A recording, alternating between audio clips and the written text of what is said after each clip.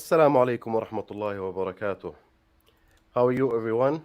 This podcast is gonna be in English because I saw some questions about is it gonna be in Arabic or in English? Well, unfortunately, we have to do it in English to for our brother Daniel to be more comfortable. Welcome to my channel, Mr. Daniel. Thank you for having me. Glad to be here. You're most welcome, bro. I We saw can like speak in Arabic if you would like. We can have some things in Arabic. That's fine. oh, But I that's great. mean, yeah. But for some of the technical terms on red pill, I don't know the Arabic in Fusha, the equivalent. So if we're Ah, going to have technical discussion on red pill and feminism, then we better stick to English. But yeah, that's what I meant. Like for you to be more comfortable. okay, Jazakallah khair. Today, I found out that there is a Lasna al Haq channel in Arabic, and I was amazed. Yeah, mashallah, some good brothers, alhamdulillah, are translating a lot of our stuff on Muslim Skeptic and Alasna Mhm. Institute, which are the two things that I run. And alhamdulillah, they provide Arabic for anyone who wants to follow these things in that language. MashaAllah, MashaAllah. I was really fascinated, like about it, and there is one video that like boomed in Arabic society was translated by Shu'un Islamiyya. If you know Mustafa Sharqawi, he's our friend. Like Yeah, he brother Mustafa, mashallah. Yeah, brother Mustafa. So he translated your video reacting to red pill in general, like breaking down what is the red pill from Islamic perspective. That there's some things that we do not accept, things that we do accept. That was like booming in Arabic society here. Did you know that? Mashallah. I know they translated it, but I didn't see where it reached. So I'm glad to hear that people are benefiting, inshallah. Yeah, yeah. And I was amazed, by the way. You know why? Because usually who try to critique red pillars, uh, he will stand up as we was talking before, like from very emotional point of view. He do not really critique like the details. He just like I know this is Western kuffar, blah blah blah, and like the rest of these things. This evolutionist, this is a lot of things. He really dismiss all the scientific facts that they are saying because they are not Muslims. But they are not doing that with medicine. They are not doing that with behavior analysis. They are not doing that with engineering. They are very happy to study any kind of science. When it comes to red pill, no, it is haram from kuffar, you know? Yeah, they only bring this kind of excuse for ideologies that are not popular in the West. So red pill is something that is seen as subversive. It's seen as by Western liberals. It's Mm. seen as something that is, racist or Misogynist. misogynist or Mm. and so because it hasn't reached that popularity, then they will use any excuse to criticize it. But if, one day red pill becomes this very popular ideology, then you'll start seeing them praise it and, oh yeah, this is exactly what the Quran and Sunnah say. Mm. Because that's what they do with all these other ideologies that we Yeah, find. They find any kind of excuse to promote ideologies that at their core are contrary to Islam. They find excuses to justify it. Oh, secularism, there are all kinds of justifications for secularism in Quran and Sunnah. Democracy, there's all kinds of, we have shura in Islam and we have this like and the that. communist. Like the communism, like in the 60s, it was very popular thing among the Arab world, and all like some of the Muslim sheikhs adopted it. We have that in Islam since beginning. We have Bayt Mal al-Muslimin that like that have to spend people to spend like money on poor people and Zakat, support them. sadaqah. We have that structure in Islam already, but they're preaching something that they do not know what is it. Yeah, That exactly. that's what they used Atheist to do with. philosophy. Yeah, exactly. And okay, let's check up the comments a little bit here. Men usually want to the traditional form of family, but women want to live, work, be independent. Okay, I have to stop here. Women want to live. Do you call housewife is not living? Dead creatures? They are living also, by the way. Housewives are alive. You know, they want to Right. live. You can't So live unless you're, in a corporate office surrounded by men looking at a computer screen and making PowerPoint presentations. This is what yeah. it means to live. If you're at home taking care of your children and loving your family, providing for them, cooking for them, Mm. cleaning for them, then that means you're dead. You might as well be dead. It's better for you to be under the under the earth than to be Yeah, in such a situation. you're dead to the government regarding taxes because you're not taxpayer, and you're dead to the capitalist because you're not cheap labor. Exactly, That's it. exactly. It is this is Daniel's favorite topic. Is that right? Modernity and Islamic family. Yeah, it's one of my favorite topics for sure. Okay, great. Let's mention because some of the brothers, I don't want to mention his name, that he try to criticize feminism. We are professionals, like here, especially I'm talking about myself. I'm like I studied feminism for years, for really years. I spent hundreds of hours of my life reading and studying like this ideology, the gynocentric ideology. So when I want to criticize it, I will go very, very, very deep. But one of the brothers, he's a very famous one, he was talking to feminists and he was saying Islam is about equality. And I said, what? He's talking about between two genders. He's not talking in general term. So he was debating feminist. Hmm. Islam is all about equality. And I said, how? How is that? He said, we have, he got that hadith, النساء شقائق الرجال. And they said, what? How did you drag that concept from this particular hadith? Because النساء شقائق الرجال, when you read like the hadith itself, the story behind it, he was talking about أحكام الطهارة. إذا رأت الماء إذا رأت المرأة ماءها, that she should get like she should do ghusl to pray again and other stuff. So and Sayyidatna Aisha was asking like, do men have the same? Like, do they have the same hukum here? He said, Prophet Muhammad responded that, alayhi salatu wasalam, that النساء شقائق الرجال, that in this area they have the same hukum. They should both do ghusl to be tahir again and to pray. So how did you drag equality between gender equality out of this hadith to please like a feminist who's talking to you? Oh, we have equality in Islam. Well, we do have equality. We have the concept of equality. It's a spiritual equality between the genders because isn't it true that if a man fasts and a woman fasts, if their intention is the same and all else is equal, then the reward will be equal before Allah. Isn't that the case? Yeah, So here, that's a here you're spiritual talking about equality. ajr. Here you're talking Ajr, about yeah. ajr. Yeah, I'm talking about the dunya. Yeah, so in the dunya, there are some things that are equal between men and women too, like certain things that are haram and halal. There is equality. But when the feminist says equality, you can't just affirm that immediately without giving all of these kinds of caveats and disclaimers that yes, there is a spiritual equality, there's a equality in certain ahkam, but there are many ahkam, many rulings in Islam where it's not equality between men and women, and it's not the same authority between men and women, and it's not the same responsibility between men and women. There are major differences. So this is not, you can't impose a feminist ideal of equality, complete equality between the genders on Islam. And by the way, how many genders are there? That's a big It question that we it, should it is ask. it is 157 until now. Like last Okay. update.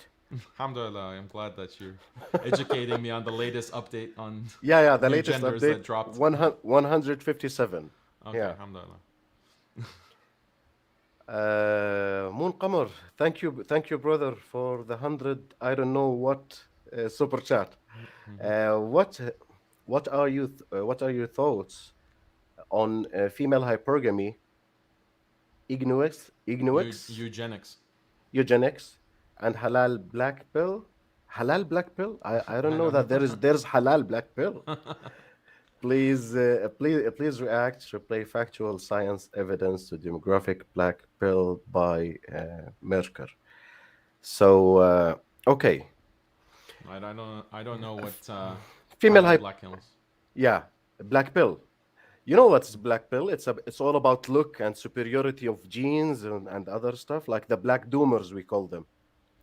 Yeah, like they're The doomers, right? nihilistic, Yeah, the yeah. That nihilistic. That this is you, there's no solution. Everything is yeah, going to collapse. no matter what you're gonna do, you're gonna be a loser because that's already written in your DNA based on your height and like jar wide and the shape Oh, of your eyes and they go very deep like in the details even they have metrics for it like if your jar is wider than this like standard so it is more preferable and you're tall and they are like very nihilistic.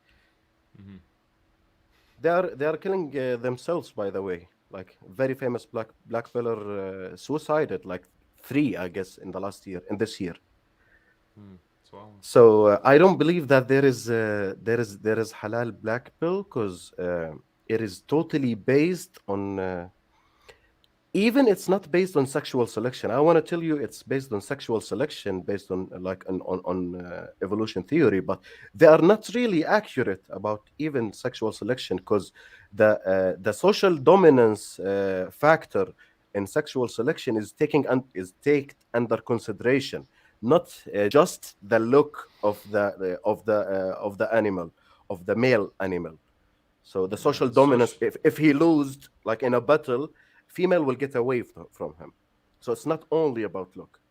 Yeah, I wonder what they say to that because hypergamy is not just based on looks; it's also based on social Of course. status. So social status, so part of it is looks. If you're better looking, you will probably be more popular. You'll have more status.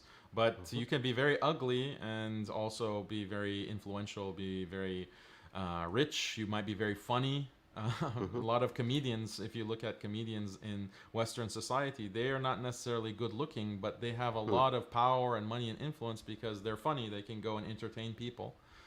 Mm. So I don't. I'm sure that they have some kind of response to that, but Mhm. I have never heard of a halal black pill. But female Yeah. hypergamy eugenics. So is that like because of female hypergamy, certain kind of phenotypes will fall out of the population because they're not reproducing. So ugly people are not reproducing. Eugenics means like you prevent the reproduction of um, less fit or Mm. less, less um, Undesirable. undesirable Mm. population or undesirable people with Mm. undesirable traits. So that's what eugenics means. So Mm. I'm wondering how female hypergamy plays into that. It's just female selection, but women. The thing about hypergamy is that you're always looking for someone who is higher status than you. So there are some women who are very low in terms of desirability on the sexual marketplace. They are Yeah. very low in terms of their sexual fitness or their attractiveness. So Mm. there's always going to be someone that will who is also low on that scale to mate with them. But Yeah. or to reproduce with them. The problem with the sexual freedom and the sexual revolution, it's depicted as something that benefits men. Mm. In reality, I'm sure you know very well about this, but the sexual revolution and saying, oh, you can sleep with anyone, you can go and spend After the night birth with control anyone, pill. birth control pill. The problem Mm. with this is that this benefits the top men, the most Of course. desirable men, because they can sleep with a new person every night. But the majority of men, maybe the bottom 70% or 80% 80% of men, actually. Yeah. yeah, 80%, they're not going to be able to find anyone because the men at the top are going to be willing to mate with women who are on the lower bottom scale of attractiveness. Mm. So is this eventually going to create is a kind of eugenics? Maybe, yeah. So, but this is not a problem for Islam. This is a problem for sexual liberty and complete open access to fornication and sex out of marriage. It's not a Mm. problem for Islam. Yeah, I want to add to that. Like, female hypergamy is the instinct mating strategy for female, and that's not necessarily bad. That's good. But if you left that instinct to act in itself without any disciplination, it can be bad, such as like the sexual desire for men. It is not like a genuinely bad thing, because of it we exist, we reproduce. But if you lift it without any disciplination, without like controlling this desire, it can be bad. So uh, regarding the involuntary celibate that you're talking about, Muqammar, in historical standard, in the human race history, not all men reproduced. I got that study. It is a genetic analysis study on my website, in the study store. It tracked like a lot of like really huge demographic of people, and they analyzed their DNA. They found out around 8,000 years ago, after the agricultural revolution, the men who reproduced usually reproduced with 17 women. That was the average for single man, and like less than 45% of the men ever existed reproduced. So like if you assume in your mind that all men reproduced in the history, no, that's wrong. From scientific point of view, that's wrong. So not every single man reproduced in all societies. Usually, like the higher in socioeconomic status, like it used to be like warriors and like bourgeoisie, a layer of the society, uh, the good farmers, but a lot of weak men in the history, they did not reproduce. Is that an outcome of hypergamy? Not necessary. Like hypergamy can be one factor, and there is other factors that played a big role in this. Yeah, because a lot of the agricultural societies, they were constantly engaged in war, Yeah. and so the weaker societies or civilizations, they would be conquered, Mm. and when they're conquered, then the women would become basically the wives or the concubines of the conquering men, Yeah. and the men who are not killed, they would just become slaves, and they were prevented from reproducing. So this created a situation where you had a large percentage of the male population doesn't have any kind of reproductive partner, but it's because of war. So that's pretty. The genetic evidence is clear on that fact. Mm. Yeah. So okay, let's jump on regarding. Okay, we have another super chat. Thank you again. React to. Demographic black pill. So what is this? I don't even know. I haven't. Is this an article? Demographic black pill. Let me look it up. Yeah, I don't know what is demographic black pill. If you mean the demographic percentage of black pillars, I don't think there is an accurate number on it. It's like they are very few and very hidden. Why Mercer? Okay. I think this is just a YouTuber. Is it? Mm, Because I'm not finding any academic article that has that title. yeah. I never heard of him. Okay, getting back to your book, Daniel. It has 4.9 out of 5-star rating. Like that's spectacular on Amazon. Okay. Really, not many of book have like this high ranking, like this high rating from the reviewer. That's good. Alhamdulillah. Alhamdulillah, yeah. And you published it around 1 year ago, right? Yeah, it's about a year. January, Yeah. in January. And people, generally speaking, I did not read the book, to be honest. I have like way long list to read. It will be like on the queue, inshallah. But I did not really read it. It seems Mm. to me like very, very interesting.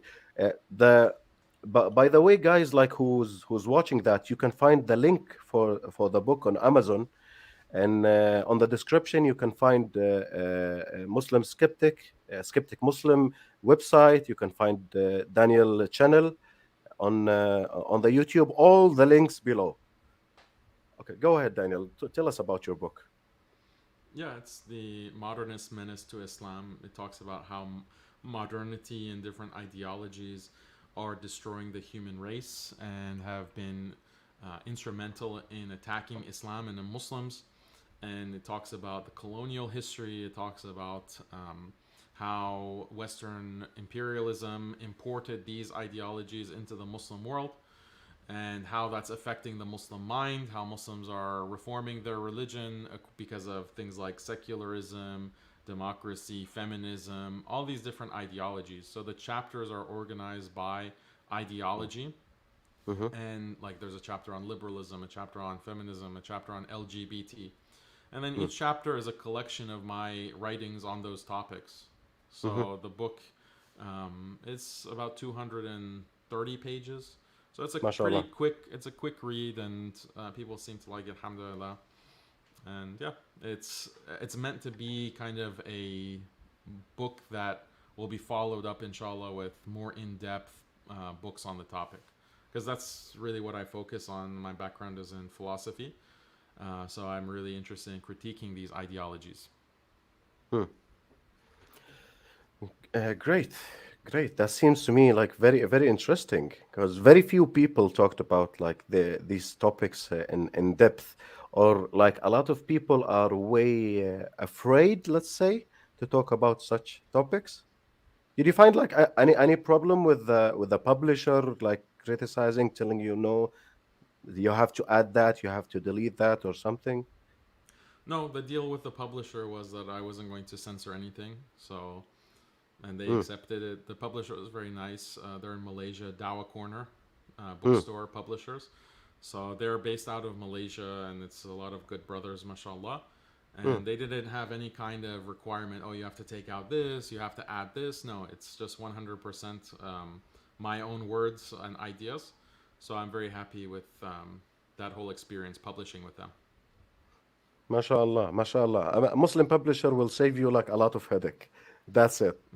Yeah, alhamdulillah. Yeah. Yeah. Okay. Like the next topic gonna be your really favorite. The Muslim families. Mm-hmm. The Muslim families. Okay.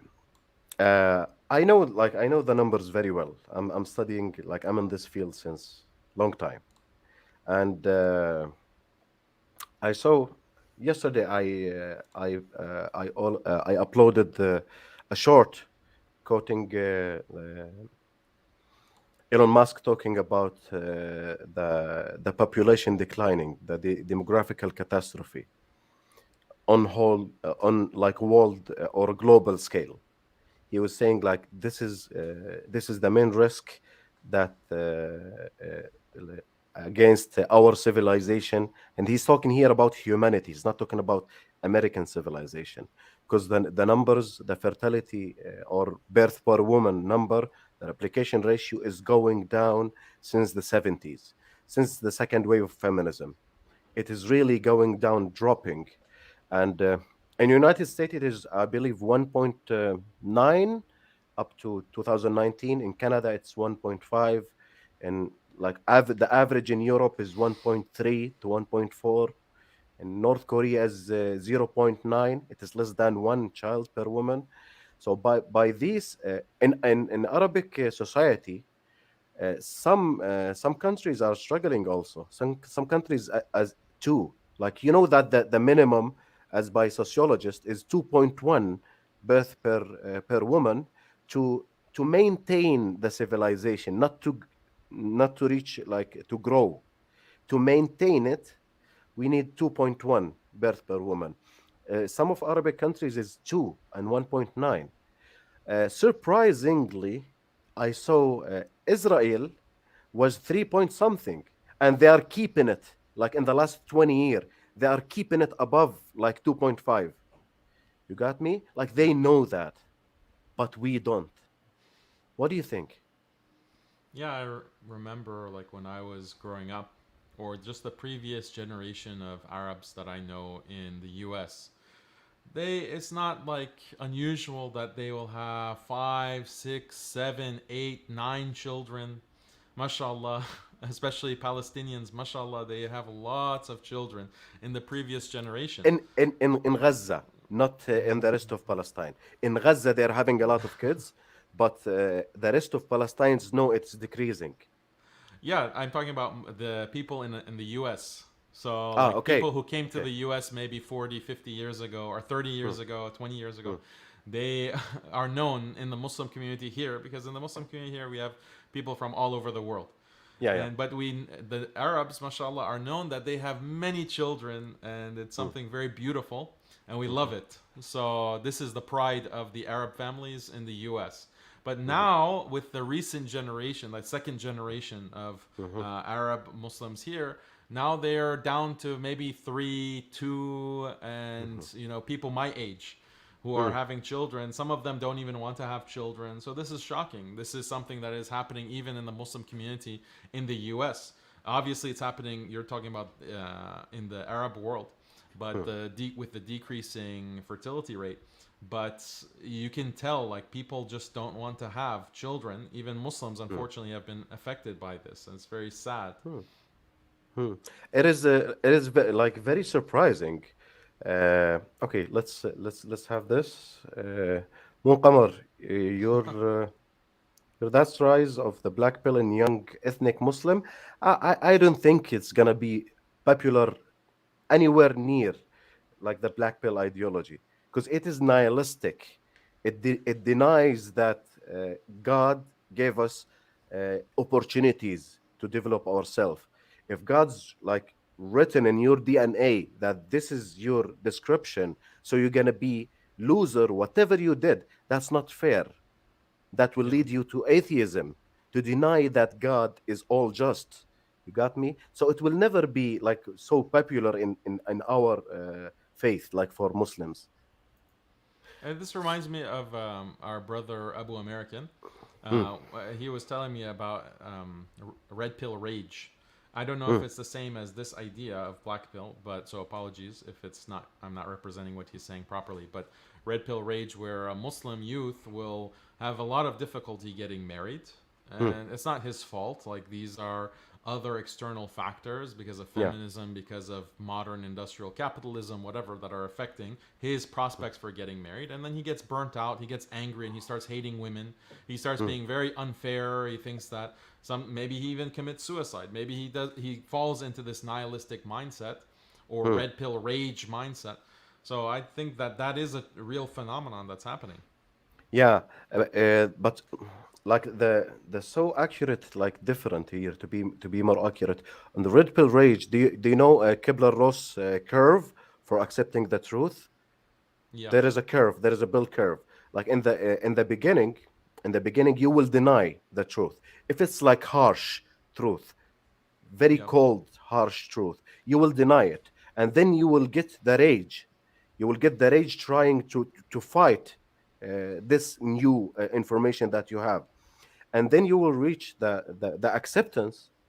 You will reach the acceptance of this. Yes, that's right. Unfortunately, that's right. I didn't like it in the beginning, but unfortunately, that's how is it. And after acceptance, you will start to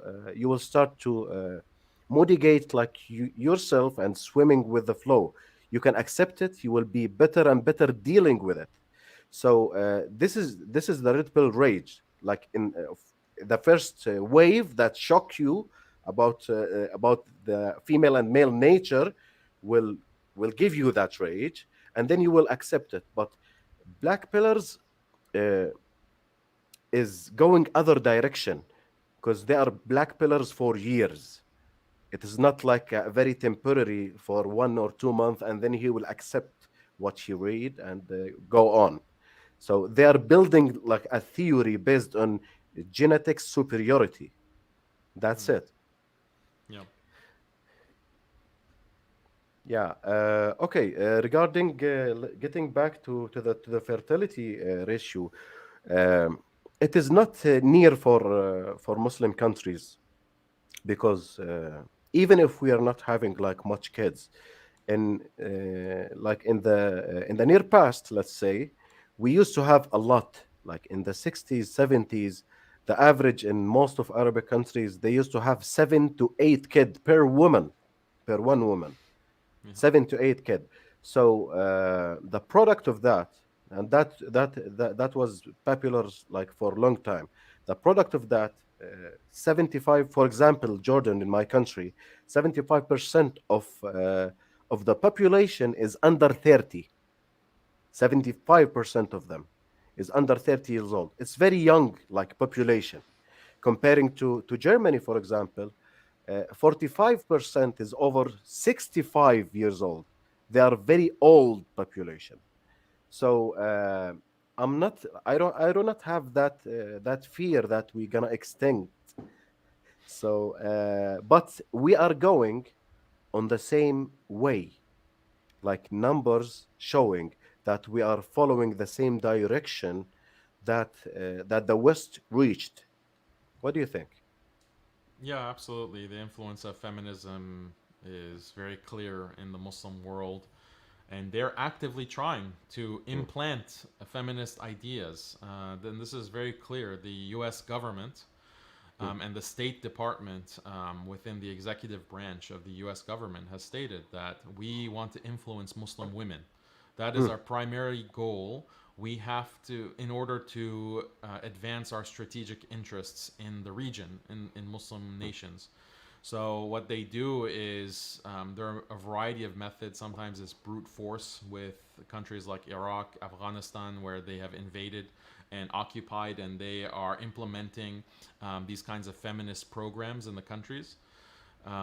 That, in the case of Afghanistan, for example, and Iraq, they've been complete failures because the population, the women, are not willing to accept these kinds of feminist ideas.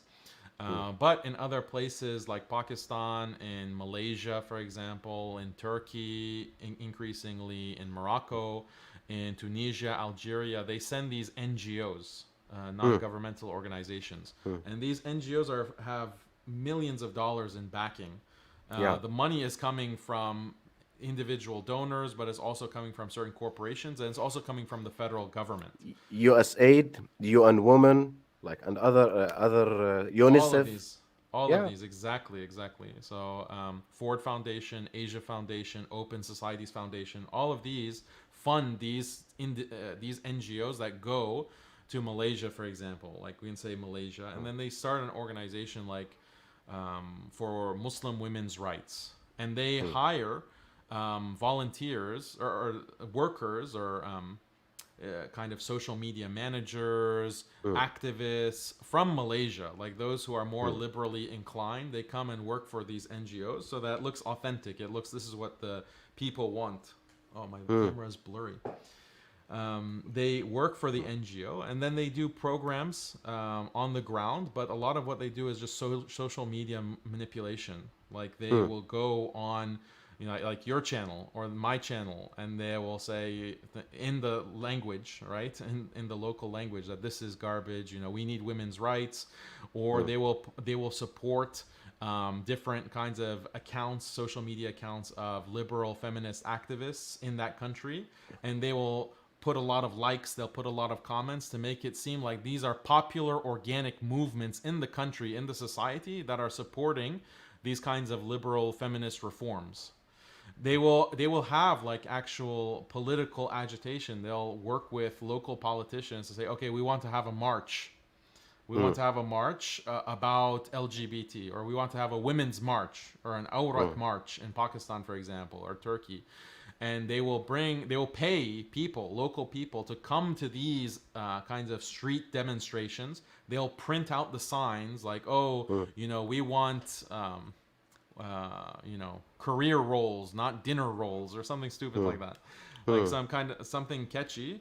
And you can tell because the same slogans are being used in all of these different countries. All of these Muslim countries, they have the same kind of slogans on their posters, and then they go out into the street, and then the media takes pictures of these demonstrations and broadcast it on the news in that country to make it seem like, and then those images and that video also comes to the West, and it makes it seem, oh, see, look, the Muslims are so they desire these kinds of Western reforms and these feminist reforms, that women are tired of being under the foot of Muslim men, women are tired of the veil, women are tired of being at home taking care of children, they want to be more than baby making machines, they want to be, in the corporate office working for their rights and their livelihood. So this is just it's a media operation. It's a psychological operation that is implanted in all of these countries that have traditional values, and the purpose is to make it seem like Muslims hate the Sharia, Muslims hate Islam. They are constantly wanting to reform it. They're constantly wanting to change it, to adopt, the amazing, beautiful, more rational Western model, feminist model. We, you remind me of one protest that happened around 2 years ago in Jordan, and I was living out of Jordan in that time. I was living in Dubai, so I wrote an article about the organizer of that protest. Her name is Salman Nimes. She's the head of جمعية المرأة الأردنية, which is the Jordanian Female Society. Association. Yeah. So she was holding a sign. She was holding a sign that written on it, بلد الأمن والأمان للذكور فقط, which is the safety country for only males. And I said, wait, stop, what? And I got the numbers from the interior ministry, which is the criminal record for crimes, like generally in that year. And I posted the numbers beside this woman. They said, like, this woman saying it is only safe for men, it's not safe for women, while we are comparing the murder victims. We have 7 women with 128 men in the same year. How is it very safe for men? How? She just blocked me on Twitter. Yeah, that's usually what happens when they can't answer, when they can't respond. So Yeah, I got the first threat, by the way, like around 5 days ago. The first follow. threat to be sued, to take me to the court. Said, Yeah. yeah, go ahead, because I never attack someone personally. I do not attack, even if she's like a Jordanian feminist. I do not curse or attack her personally. I'm just saying she said that, and let's break down what she said. So I'm criticizing the ideas, not the person himself. Yeah, well, what these feminists want, and what is increasingly happening, is they want to outlaw any kind of opposition to feminism, and they want to equate red pill or just any kind of opposition with the liberal feminist program as not only misogynistic but actually extremist hate speech that can potentially lead or inspire someone to violence. So that they want to say is that Coach Kareem is talking about these issues. He is potentially radicalizing men, Muslim men, and this is a security threat. So the state, the government, is justified in, surveilling, harassing Coach Kareem, putting him in jail, for example, detaining him. بعد الشر يعني. Allah forbid that to happen. But this is what they want, to just control all speech. And Silence people. silence all people. They have to do that because people, if there's an open flow of information on social, especially on social media, because that's where everyone is these days. They're operating on social media. If people are allowed to operate freely, and like you shared that tweet or you shared, some statistics, the reality shows how backwards feminism is. The reality is very clear that feminism is toxic. It destroys life, it destroys marriages, it destroys families. That's all of the data, and the statistics prove that. So this is a big threat to the secular feminist liberal regime. They have to censor that in order to push their agenda, to push their propaganda. If they let an open discourse, open debate, they will be refuted 1,000 times over. So they have to block and censor. They have to say, oh, for example, me, my Twitter account Mm, was suspended, permanently suspended. They have to block people like me because they can't deal with the ideas. They have to say mm, that Daniel or Coach Kareem or Abu American or Mahdi, we are extremists, we are misogynists that are promoting a violent ideology. They might not mm, advocate violence themselves because we don't. mm, No, I mm. don't advocate anything illegal. Of I course, don't of advocate course. any kind of terrorism or violence. But they say, Mm, no, no, no, no. Your ideas could potentially radicalize someone. Therefore, we are justified in censoring it. And now they want to even go further that we are mm, justified in freezing your finances. We are justified in seizing your assets. We are justified in putting you in prison. This is a authoritarian, mm, totalitarian regime that is going to attempting to stamp out all mm. opposition to even the most basic things. Like if you say like, yeah, I'm not sure that there's 152 genders. Okay, Mhm. you're an extremist. Time for you to get into the concentration camp. Time That's for you hate to. speech. That's hate speech. That's radicalizing speech. Oh, you think that in a marriage the man should have more authority, and this is the way that God wants it, and women should be obedient to their husband? That means you're a radical extremist. That means you are radicalizing people. You should be, your assets should be frozen, and you should be put in jail. This is what they want to do, and it is Mm, happening. It is happening. They've done it for many different aspects of Islam. Like you can't advocate mm, certain teachings of Islam mm. in many countries, especially in the Arab world. Yeah. I don't want to say anything that will get you in trouble, but you have to be careful what you say if you're living in the Arab world because there could be consequences because it's been outlawed. They want to Mm, do the same thing. They want to extend it, always pushing the line so that there's no criticism of liberalism allowed. Nothing is left to say mm, against feminism or liberalism. Otherwise, you're going to be killed or put in prison. And they want to claim that, oh, feminism is spreading around the world because it's so persuasive and everyone loves equality. Everyone wants to live this kind of feminist life. That's what. No, you're forcing it. You are imposing it brutally with a brutal regime of mm. dominance. That's the only way that these ideas can spread. But you want to pretend like it's so rational. No, it's garbage. What Islam prescribes, traditional Islam, as it has been practiced for 1400 years, that is what is most rational. That is what is most wholesome and conformant with nature and human nature and human psychology. But you want to erase that, and you do it in the most brutal and biased fashion. And yet you want to go around and waltz and prance around. Oh, we are so rational and tolerant, and we believe in equality and freedom. This is garbage. This is a hoax. This is like the biggest hoax that has ever been pulled on humanity. That was epic. I hope someone will translate that. Okay. By the way, I don't know if if you heard that like from me or about me.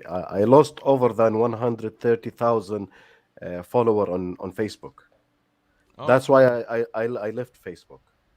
wow. I lost the first page, which is over 100,000, and I lost the second page over 20,000. Then I left it Wow. because they are responding. When I left it because I was like really like a long, let's say long breath fighter on Facebook. I was getting like strikes and disputing it, sending emails and doing this and that, trying to fight to exist actually. But until like one of my friend, he have page like big pages by millions. Usually Facebook invite him for some events, and I gave him a call. He's Lebanese. Told him like what's really happening because he used to follow my page. Said like is what I'm talking is really very offensive and like considered hate speech. Tell me no. Told him okay, what is the real issue here? Told me, do you know who's running the office of the Middle East region of Facebook in Dubai? I told them no. He told me I invited to their events and I saw them. He told me who's in charge of the department of the complaints and report on the Middle Eastern Facebook. Tell him who? He says, Anis, which is unmarried woman over 30, fat and feminist. Told him, okay, now I got it. Now I got it why I was banned time over time over time. Like I used to have six Facebook account because this will get banned. I will use the other one. It will get banned. I will use the third one. It will get banned. Everything that you write when they have this eye on you, they will ban you consistently. 30 days, you will write one comment. You will get more 30 days. You will write one comment. You will get more 30 days. Some like one of the bans, I got it because of link. It is link, but the algorithms do not like what is written inside the link. It was like it was piece of news. They don't like it, so they banned me over a link. Can you believe that?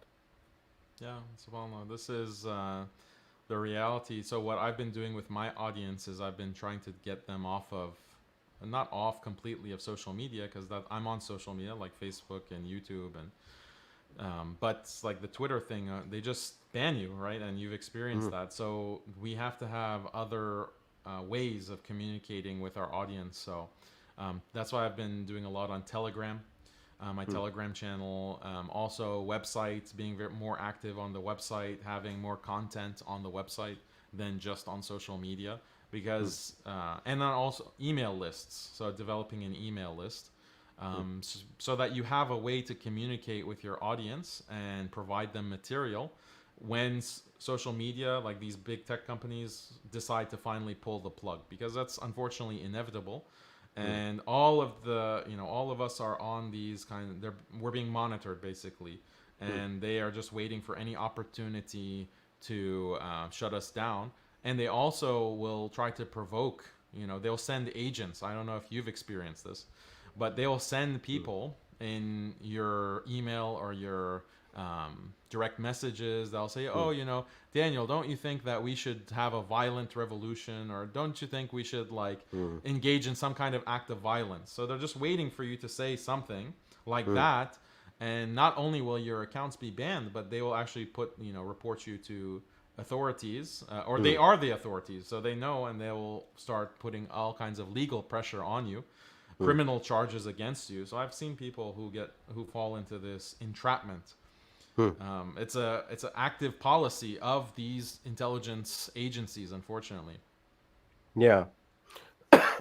I'll have this super chat and we'll continue. Munqamar again, thank you, Akhi. Jazakallah khair. Why are Muslim world backward financially education on financial education? Do you mean the education does not teach you anything about finance? I'm a professional business developer, and I used to work in banking for in financial sector in very long time. Education does not help you, like does not teach you anything about money. No, nothing. It just give you the necessary information to be a good employee in financial institution. You do not really understand money. You understand the needed information to be a good employee, like a good boy to the big capitalist. They do not teach you about money. Yeah, they don't teach you about riba, for example, Hmm. and how riba will destroy you. Riba will, if you're not concerned about akhirah, you're not concerned about obeying Allah and His Messenger, sallallahu alaihi wasallam. Riba, interest, usury, is going to destroy you. And so much of the poverty in the United States is Hmm. due to loans that people owe money to banks, and they can never get out of debt because they're constantly having to pay back these high interest loans. Student loans. This is a huge problem that, if you have heard about this in the US, people have thousands, tens of thousands, hundreds of thousands of dollars in debt, and they can never pay it off. No one taught them in school that, hey, riba is bad financially for you. Try to avoid buying things that you can't afford. They don't teach that in school. Why? Because they want you to take out loans. They want you to have a credit card. They want you to be buried under all of this money that you owe. and that forces you to work their jobs. You're forced to become an employee. You can't live your life the way that you want to. You can't pursue your passions. You can't pursue a career that you enjoy.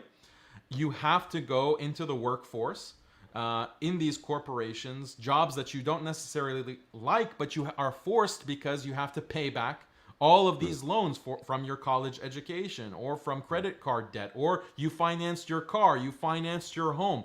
Everything is causing all of this riba, all of this interest to stack up, and you can never get out of it. And plus, it won't be enough for you. You're going to want to encourage your spouse, like your wife, go work so that we can have more money. So she's going to have to go work to pay back the interest, so that you guys have enough income to pay back the interest. You have to send your child to some state school, some institution like grade school that is controlled by the state, so they can indoctrinate your children and perpetuate this cycle of miseducation and misinformation, turn your children into these blind consumers that are going to just take out more loans and more interest being piled onto that, while you are working in this soulless corporate job. If you're lucky, you can get a white collar job. Most people can't. They have to work some service job at fast food, or they have to work some kind of manual labor that they don't want to do because they have all of these loans that they cannot pay off. So isn't this the worst type of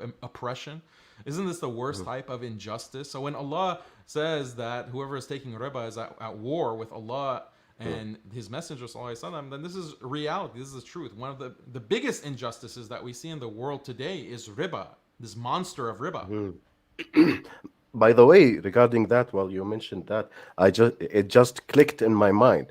This information, I believe, like most of the guys who are watching, do not know. 2/3 of the educational debt is held by women in the United States, and this number is over 900 billion. Subhanallah. 900 billion. The average span, the average period that usually the student will pay the last amount of the debt is 10 to 15 year. So they used to push women a lot to the education system to give them like a lower standard for them, to give them like better options than males. Now over 60%, 60 to 70% of the student in the United States universities are female. What is the product of that? They held over 900 billion in debt, and they will spend, while they graduate, 10 to 15 years paying back this debt. So is that freedom? What do Yeah. you think? Yeah, is it free? Because if you are free, like even according to a secular definition of freedom, freedom means you have the choice not to do something. But you don't have the choice, because with student debt, as you mentioned, you can't default on that. You can't declare bankruptcy. If you are a billionaire or a millionaire like Donald Trump, and you lose money because of bad investments, you can declare bankruptcy, and then those debts will be wiped clean off of your slate. Okay, you can declare bankruptcy, file Chapter 11, I think. But if Yeah. you're a student and you have student debt, or you're a graduate, you have all of this student debt, you cannot default on that. That's going to be around your neck for the rest of your life. And even if for most people, it's for the rest of their lives, because they can't, pay it back. It just keeps increasing every year. And some people have resorted to faking their own deaths. Like, they fake their own deaths, they change their names, they move to a different country because they're trying to be out of that debt. The president, like, sorry for interrupt you. The president Obama himself, for God's sake, he says that I paid the last settlement of my educational debt like 5 years before he ran to the president. This is the president of United States. Yeah. Don't you think this is a problem?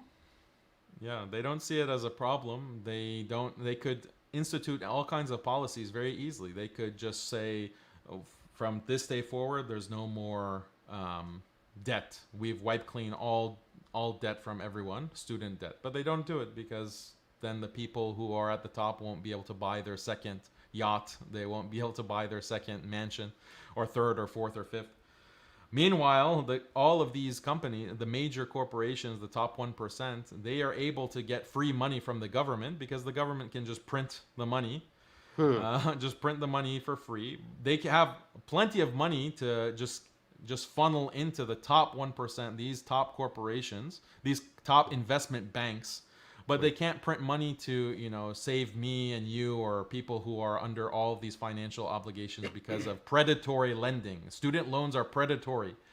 Yeah. There's no money for that. You have to But be in a by the, lifetime of servitude. but by the way, I had like this very scary information yesterday. I was watching one of the economists, economic experts.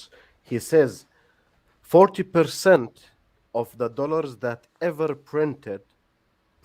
got printed in the last 18 months by the Federal Reserve Bank. Yep. 40%. It is functioning since 1913. Can you believe? That's over than 100 years. 40% of all dollars ever printed is printed in last 18 months.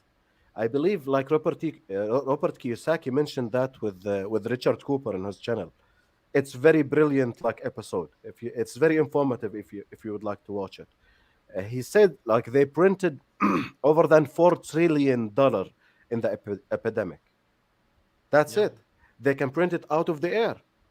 Yeah, they just print it, and then a small percentage actually goes to people because of these what do they call it? They're giving people these checks. The government was paying people. I Hmm. forgot the name. The supplement checks, or the I forgot the official term that they use. So they Yeah. gave like people a The total support of check. Yeah. support check. In the U.S., it was like the total for one person, maybe over the course of the year, was like 2,500, maybe 3,000. Hmm. Like pretty much nothing. Yeah.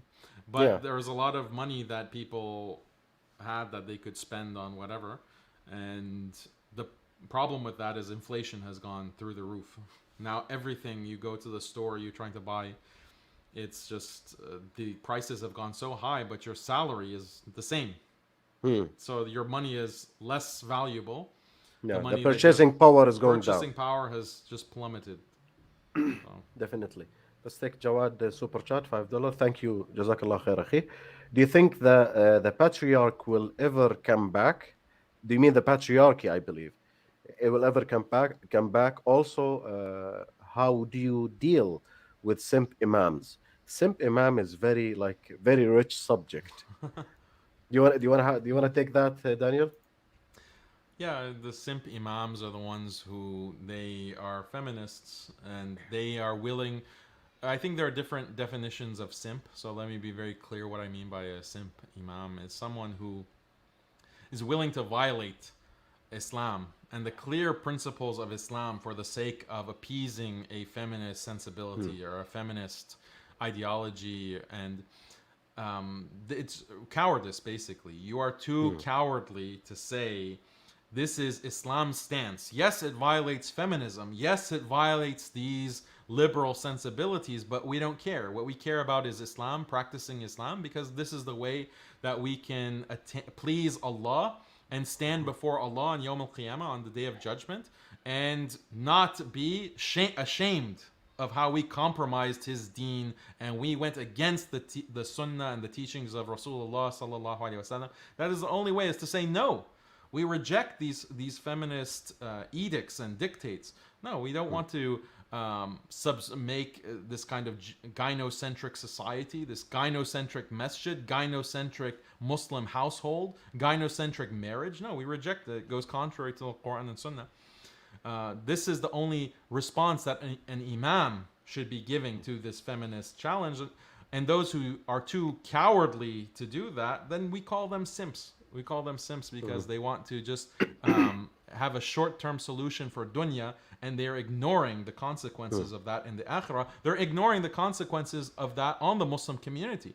Why is divorce increasing at an alarming rate in the Muslim community? Why are birth rates Yeah. and fertility, as you mentioned, why are they decreasing and going down? Dropping. Why? Yeah. Dropping. Part of that are these imams. Part of that are these imams who are teaching, yeah, delay marriage. You don't need to get. What's most important is for women to go and get Career. educated, get a career, get a PhD. That's I'm what's a important. PhD. I'm a PhD. That's what's important in life, so you can be a strong, independent woman, and you don't need a man. And by the way, when you're married, he should treat you like a queen. And by the way, when you're married, he has to serve you, and you have no responsibility in a marriage. And by the way, the mahar has to be like this. And by the way, children are going to decrease your opportunity to go into a career and be a successful, independent woman. So just try to avoid having children. And by the way, you have the right to divorce as a woman, which is unheard of in Islam. By the way, you don't. If your husband tells you to wear the hijab or wear niqab, not go and mixing with men, then he's trying to control you. He's trying to impose restrictions on your freedom, and you should recognize that he is abusing you. And by the way, any money that your husband makes is really your money too. And if he prevents any money that he makes to go into your pocket for your spending on whatever you want, then that's financial abuse. He's abusing you. And by the way, if he doesn't have a smile on his face 24 hours a day and tell you how beautiful and wonderful and amazing you are, then that's emotional abuse. He's emotionally abusing you. And you can take him to court. You can sue him. You can take half of more than half actually, of his wealth, of his property. You can take custody of his children, your children, and prevent him from seeing his own children so that you can torture him for the rest of his life. This is what imams are promoting. This is what these Yeah. simp imams are promoting. They're destroying. Forget about their own akhirah. Maybe they don't care about their own akhirah. What about the people's lives that you are destroying? The Muslim community's lives that you're destroying. It's unbelievable. It is. We invented a new word here, a new term for them that we use in the Arabic manosphere. It is مشايخ الأستروجين, estrogen sheikhs. Yeah, or 'Cause, cute sheikhs, sheikh al cute. cute sheikhs, yeah, we use that also because like how do you recognize an estrogen sheikh if like the vast majority of people who's cheering for him are women? So then I will know that he will never tell a woman anything that upset her. And if you read like their statements and listen to them, they are very afraid to tell women you have to obey your husband. They are so afraid to say that, while they know it is the truth. But it is like there is a big factor in that. I call it fitnat al jumhur, which is the fitna of the audience. Some people when they reach that, because one of my friend, he's a very wise man.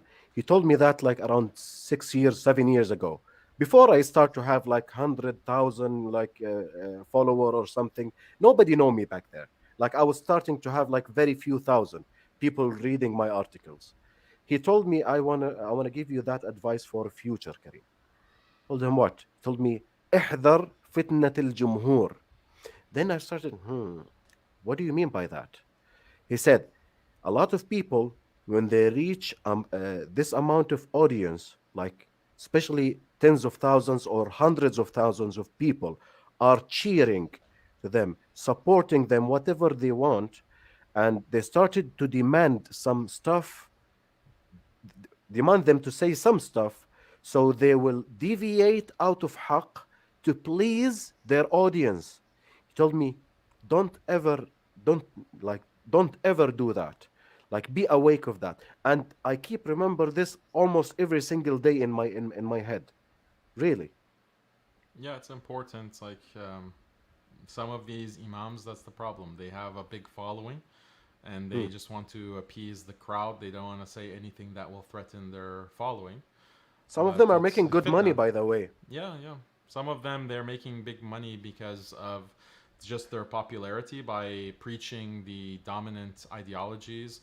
Others are actually on government payroll. Like they are making money because of governments paying them for speaking against Islam and subverting Islam and promoting liberalism.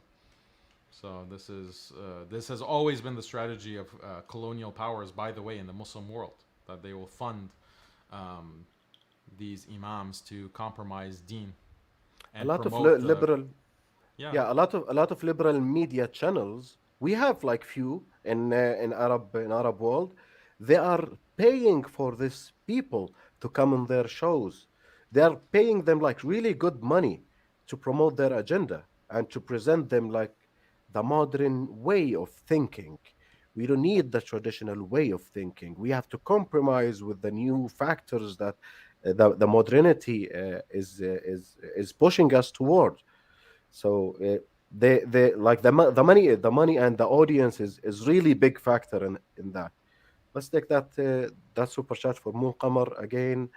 Thank you, brother. Seeing Fitna, feminist Islamic of North America. I believe like Yeah, the it, T it is is stands Fitna for, everywhere. yeah, troublemakers. This is like a Facebook group. They're like losers. They Mhm. uh, they just have a small following of feminist losers. Yeah. And this all 56 OIC Muslim country GDP are poorer of Germany because most of their wealth and resources is stolen by other countries. That's why they are poor.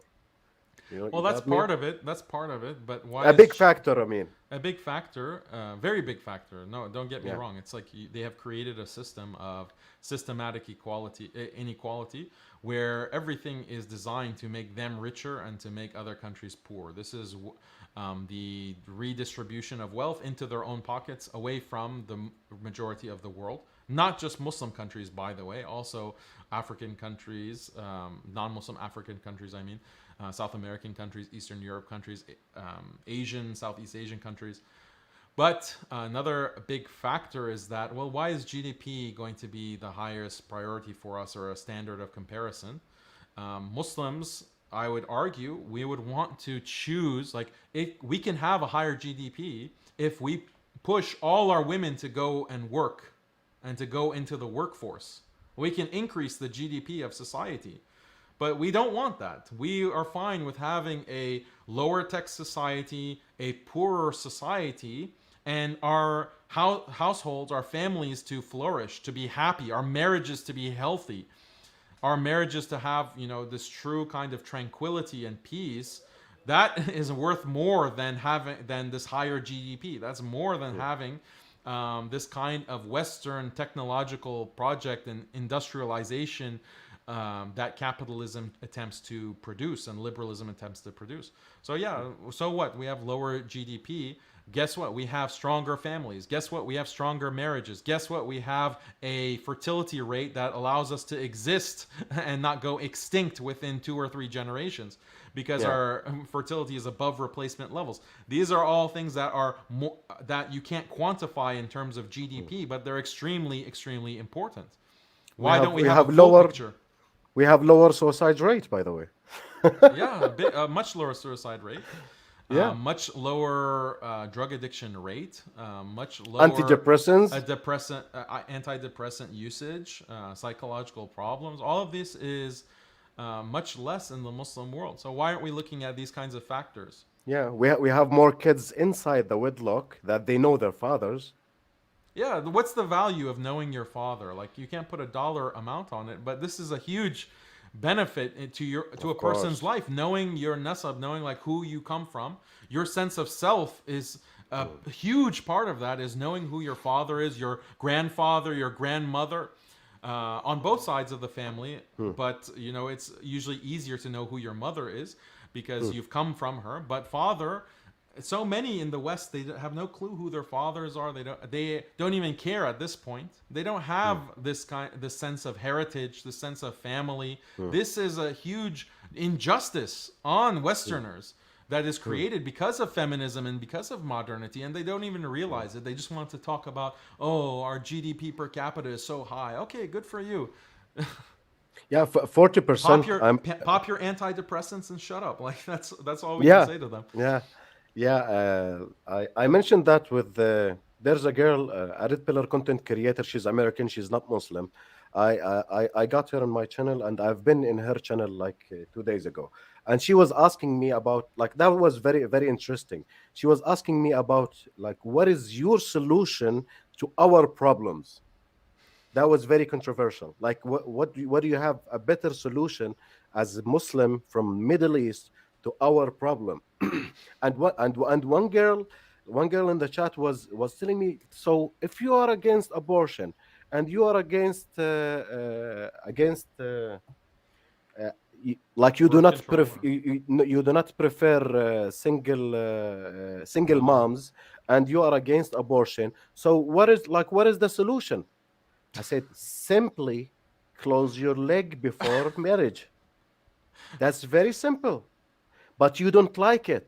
I said it, but you don't like it. You want the sexual liberation without the sexual liberation consequences. So you Yeah. can't. You just want to buy dog without barking. You want to get light without paying bills. You want to get home without paying rent. You can't. Why, when you come to sexual liberation, you want all the benefits without any of the consequences? They will tell you this is unwanted risk. No, it is not unwanted risk. I mean about the pregnancy. This is unwanted pregnancy. It is not unwanted. You had sex out of your free will during your ovulation cycle with no protection, and then surprise, you're pregnant. It is not surprise. That's how human biology functions. You have to expect that. That's the consequences of your action. It is not unwanted pregnancy, and this baby deserves to die. Yeah, the psychology of that is that, your purpose in life as a woman is just to go be a productive career woman. Like, that's your purpose. So everything other than that is unwanted. Yeah, Mhm. babies are unwanted, but guess what? The husband is also unwanted, and the man Mm. is also unwanted. Why should you even have any men? You don't need men to have babies at this point, because you can just go to a sperm bank and you can, Mm. get the child from that, or if you wanted a child. But Yeah, maybe, freeze your eggs, girl. yeah, Go. freeze your eggs, and then if you are, but people also need like romantic connection, like they need Mm. for psychologically, that's a psychological need that women have. Well, just Yeah. take antidepressants, or maybe in the future other technologies can be used to take out that part of your brain that needs a kind of emotional support and that connection.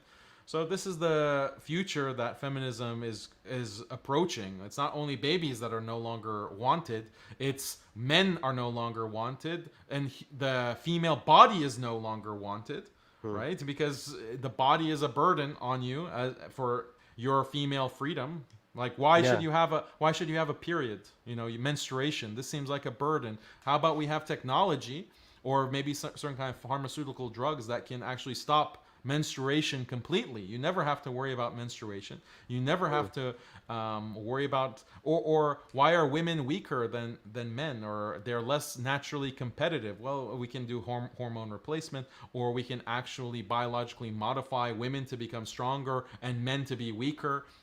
All of these things can become possible through genetic engineering, through hormone replacement, hormone therapy, through other kinds of technologies that we haven't even imagined yet. Mm. This is the train, the Mm. the train with no brakes of feminist liberalism that is Mm. destroying all of humanity, taking us into this bizarre horror movie of a reality, of a future. And these Mm. feminists, all they can think about is, oh, it's an unwanted pregnancy. I need to have access to my abortion. Like, they don't get it. They don't understand like Mm. what is coming for humanity, and that they are a part. They're a big part of it, because a lot of the feminist project is perpetuated by, like I mentioned earlier, like putting these women on screen in the news, in Mm. images that, oh, they're so oppressed, they're so innocent, and all they want to do is be protected and be happy and have fun. But it's the men who oppose feminism that are these tyrants, and Mm. these criminals who are blocking these feminist reforms, these liberal reforms. This is why we have to throw these radicals in prison, these misogynists, so that our innocent women can be happy and free. Like, this is like Yeah. a psychological manipulation of the human population. All of these feminist reforms, this is how they push it through. They push it through using images of poor innocent women. Like, look at the invasion of Afghanistan or Iraq. A big Mm. part of the marketing campaign in the West, in Europe, Is and also America. WikiLeaks document about that.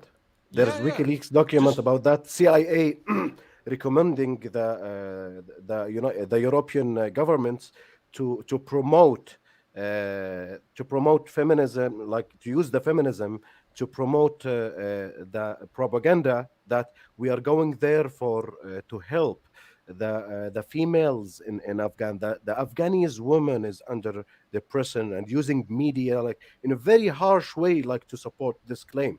Yeah, they showed pictures like the images. I'm saying specifically, they show images of these Afghan girls, especially like Hmm, young girls that they are wearing the burqa or they're wearing some kind of hijab. They take like these kind of emotional pictures hmm, that will pull at the heartstrings and will like the average Westerner in America or Europe is going to open the magazine. Like Time magazine had the famous cover hmm, photo of an Afghan girl. They'll see that picture like, oh wow, look at these abused Afghan girls. We hmm, need to go save them. We need to go, if we have to launch a war to go hmm. and, destroy this evil men, Because Muslim we are men. the good people.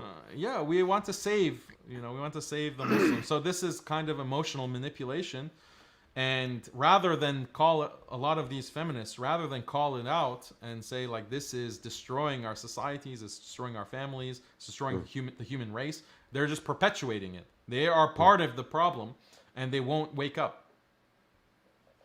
You remind me of Morpheus when he was saying in the in the first one, in the first version of the Matrix, saying these people is part of the system and they are benefiting of the system. It is very hard to unplug them because they are uh, like the system is part of them also. They are benefiting of it. So Yeah. that's why how deep this propaganda, especially the emotional manipulation. I call it social engineering on a global level. It is really social engineering on collective level, using this emotional pitches, let's say, to persuade or to manipulate the general public opinion, the taxpayers, quote unquote, to support the military action against someone who's sitting in a village around 8,000 miles away. Yeah. That's it. That's okay. Dr. Wissam, by the way, says he live in Dallas. He says we have LGBTQ imams here. Subhanallah. We got one by Jafar Tok, the DW show, which is Jafar Tok. He had one of them. He was a homo imam, homo imam. I said, where the hell did he find him? Where the hell in the planet that you will find a homo imam? How? Even if some of them might even be actors. I bet, I'm sure some of Yeah. them are actors. They're just, they're paid to play a role. Hmm. And this is what they, again, liberal powers want to do. They are explicit. The Trump administration was very explicit that we need to decriminalize homosexuality in the Muslim world. And they're doing it, again, through these NGOs. Yeah. Shout out to Moon Qamar. Thank you. Barakallah Feek. Lunch PDS boycott India and Hindus on business to save us, Indian Muslims and Kashmir Assam. GS 1890. GS 1890 barcode label and Hindu owned business other, please. Yeah. اللهم صل على سيدنا محمد. Sallallahu alaihi wasallam. طيب, what do we have else here? Guys, I can't take a lot of comments. I'm just picking up the super chats. By the way, I wanna mention that thank you, Jawad. The Muslim chat movement needs to grow. The Muslim Alpha movement. Let's be more than the look side. Alpha. Or Sigma. Yeah. Now it's Sigma. You have to be a Sigma male. Ah. That's Uh, the new I, memes. I I don't believe about like these subcategories. There's alpha and beta and like the rest of things on the spectrum, let's Mhm. say, because a lot of people. Okay, well, thank you, Muhammad Salamon, I believe. Thank you. Thank you very much, brother. Jazakallah khair. Okay, I don't want to pass any one of the super chats.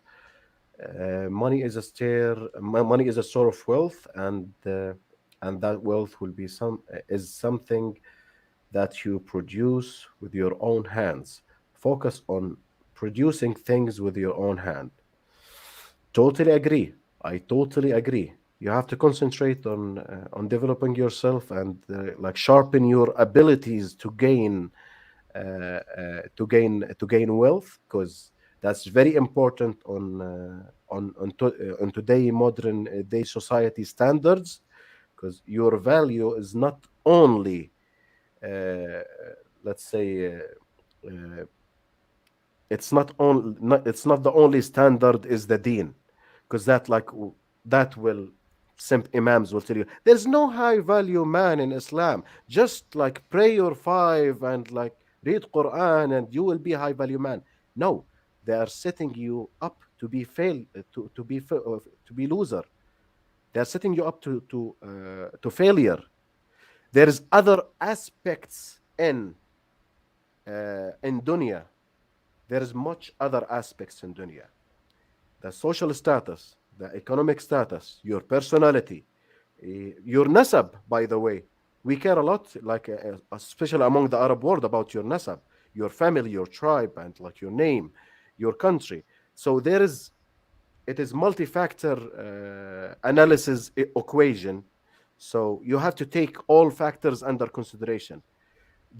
Your religion is a great one, yes, but it is not the only one. It is not the magical formula. I pray five and I memorize Quran. Okay, then what? Can you feed my daughter? Do you have shelter? Like, do you have income? No, but I saved al kutub al sitta. So what?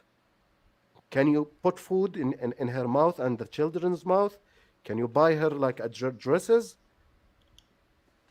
So it is one factor. You need multi other factors to take it under consideration for you to be a better person in the Muslim community as well as the non-Muslim community. You have anything to add to that, Daniel? I agree 100% that Islam says that we have to do ihsan. And this Yeah. is what the Prophet ﷺ said. Ihsan is referring to excellence. So, excellence in whatever you do, you have to be excellent in it. So, a Muslim is not someone that just goes and does something haphazardly, carelessly. No, we have to anything that we are doing, Hmm. and this is a big part of the reason why Islam spread is because the warriors of Islam, the Sahaba, they were excellent in fighting. They were excellent in horse riding. They were excellent in archery. They're Hmm. excellent in these things. In every domain of life, a Muslim has to be excellent. So yeah, the akhirah is the ultimate goal. Yeah. Having qalb salim, having a pure heart, that is the ultimate goal when we meet Allah in the akhirah on Yom al Qiyamah. But that doesn't mean we ignore the dunya and the requirements of the dunya, Hmm. not only for our own ourselves, our families, also for the entire community. There are many objectives that we Hmm. have in the dunya itself, and these people that they want to just say that no, no, no, you have to be you shouldn't concern if you're high value or not high value. Why not? Every Muslim man should try to be as high value as he can be. Obviously, Allah has written a certain rizq, a certain wealth for you in your life, but that doesn't take away any responsibility on you to pursue that rizq, for Hmm. you to work and to do your best effort and to do ihsan, to become high value in the many different facets of being high value and having high social status. This is something that Islam requires, not a kind of asceticism, because other religions have this. Like Christianity has this, Hmm. Buddhism has this. They say you need to go and be a monk. You need to Hmm. go, and that is the highest moral value. If you just Hmm. leave the dunya completely, you go in a monastery and you only worship. You don't have a family. You don't have any kind of reproduction, any intimate relations. You don't concern yourself with women or making money. You're just a monk. But Islam has fully rejected this. Islam has Yeah. fully rejected this, and the Prophet ﷺ was explicit. Said you have to follow my sunnah. My sunnah is I get married. My sunnah Yeah. is that I have a family. My sunnah, the Prophet ﷺ was working as a merchant. He was working and making money. He had In wealth trading, yeah. and trading. He had this. He didn't say you have to go be a monk. The Prophet ﷺ was engaged in fighting in ghazawat, in harb. He was engaged in that in the battlefield also. He wasn't just in the back, and saying Yeah. no, I have to be non-violent. No, And he was he actually got fighting. injured. He He got got injured injured. He also. was involved in Yeah. the fighting. So this is a perfect human being, the perfect model for all human beings. And now we have people who say, no, yeah, returning to the ways of Christianity and Buddhism, you have to be a monk. No, we reject that fully. Hmm. Okay. This Mash Masiha, Masih Muslim. Masih Muslim. Hijab is pre-Islamic. Islam came to change the pagan Arab Pagan. mindset, so girls can move around without the fear of being lustalized. Has Islam been able? Well, hijab is not something that invented by Islam. The Arabic women's they used to wear something to cover their which is called Khimar. khimar. That's why in the ayah says فَلْيُلْقِينَ بِخُمُرِهِنَّ عَلَى جِيُوبِهِنَّ, which is it's already existed. It is already existed that there was covering their head, but the ayah says to be more specific to cover this area, like the cleavage area, because maybe some of them before that tashri'ah, that like this area can be shown. So it is more specific to cover this area. The head was already covered before Islam ordered this. So it is not like something that Islam bring to Arab women. It, Yeah, the khimar is something that you was worn. Sometimes you see Jews also today, Orthodox Jewish women, hmm. and maybe some Orthodox Christians as well. Yeah, They have Amish. this. Yeah, Amish. They will cover their head, but it's something that is short. Like it's just covering this part, or maybe it Hmm, comes back. They tie hmm, it back. But and so some of that was considered. That's always been considered respectable for hmm, women to cover their heads, and throughout the world, not just Muslim or Christian. You see this in many other, even pagan societies. They have this. But then Islam is saying, the Quran is saying, the ayah that you mentioned, to bring it and cover the chest. So then they brought what was the khimar on their head and hmm, covering the face, part covering most of the face and covering the rest of the body hmm. with jilbab. Was match dating app allow non-Muslim men to marry? Oh, that's haram. That's like very direct, clear. Like how is that? I don't know. Well, I don't know if they allow. Does Muzmatch allow them, or is Mm, just facilitating such haram relationships? So a lot of these apps, unfortunately, they're facilitating haram relationships, and it's kind of implied in their marketing. it's I did a video on Muzmatch Muzmatch. like yeah. Ah, really? I Yeah, don't know like much about it. it's like it has become a dating app. So Hmm, people who are planning to do zina now they makes it easy for these for Muslims or people who are from Muslim backgrounds to do zina. hmm, hmm. Unfortunately, and it would be less egregious, but they actually advertise that kind of usage of it. They advertise, yeah, this is for dating. This is for so they've lost all presumption of being a halal option. Yeah, some of my brothers here say أخطأت في الآية أخي الكريم وليضربن. I said وليضربن بخمورهن على جيوبهن. Yeah, I said it right, I believe. So okay, uh, regarding the cancel, the media trying to cancel the Muslim speakers, I would like to support like as our brother Abu American was saying. You have like guys for whoever hear me. There is a great wave of canceling Muslim content creator, and we face that a lot. I've been cancelled on Facebook many times until I left Facebook, and like I got strike on my Twitter account. Alhamdulillah, until now I didn't get on YouTube, but I got like a lot of threats for my channel to get a strike. And I believe brother Daniel like agree with me that we are under the microscope as Muslim creator. So what I want from you guys to support your Muslim creator, content creator, your Muslim content creators, guys, you have to support them. I'm not telling that to support me specifically. If you like my content, support it. If you didn't, support who you like from Muslim content creator. We are less than 1 per 1,000 on YouTube, and like the vast majority of us is not really getting money out of it. Really, like what I pay like to do my work on YouTube, I need maybe like 5 years to get it back. So we are paying from our pockets to produce like such contents, and like from our time and effort and that. So it is very necessary, guys. I'm not talking about myself. If you like Daniel content, support Daniel. If you like Abu American content, support Abu American. You like Shu'un Islamiyya, support them. Support your Muslim content creator, because we are getting a lot of threat.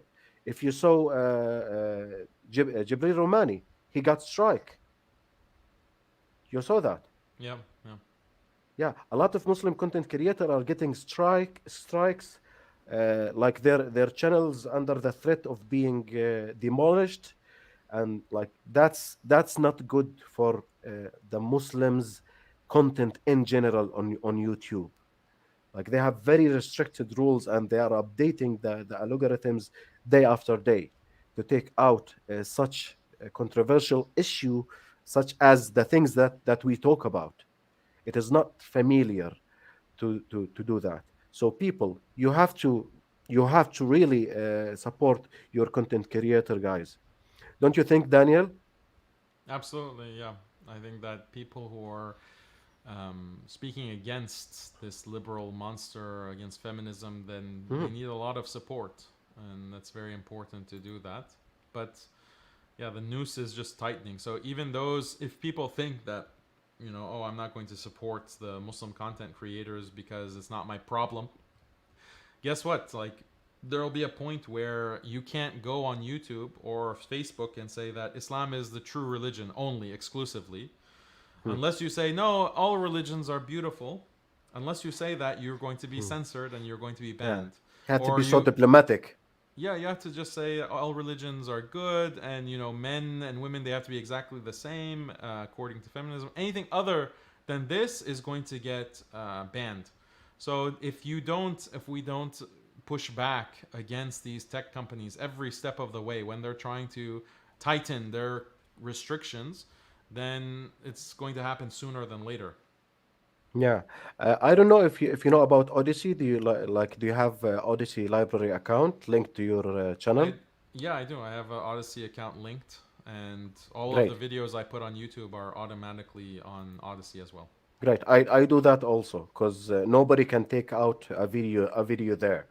Support Yeah. all of them. Also move to Odyssey, guys. Odyssey, like there is an application for Odyssey. You can visit the site. You can find our channels on Odyssey. You can watch it there with no advertising, with no Yeah. advertisement at all, and nobody can take it down there. Like YouTube, if I lost a video on YouTube, my YouTube channel, you will find it there. Yeah, inshallah. Yeah, the thing, and also if you watch videos on Odyssey, the You'll channel gain credit. will gain credit, and that's like monetized. It's monetized, and it's not with advertising. So my channel, I don't have any monetization. Like there are no ad. There's supposed to be no ads on my channel. I think YouTube will still put ads, even though Yeah, I went ahead and just took off all monetization off of my channel, partly because they're showing some weird ads on my channel, so I didn't want my they'll do it audience. anyway. Yeah, so now I'm learning they're doing it anyway. So, Yeah. but They say, they send me that memorandum, like just declaring that we are gonna put we're gonna put advertising on all content, like while the content creator agreed or did not agree. So you have only the only the decision to make profit out of it or not.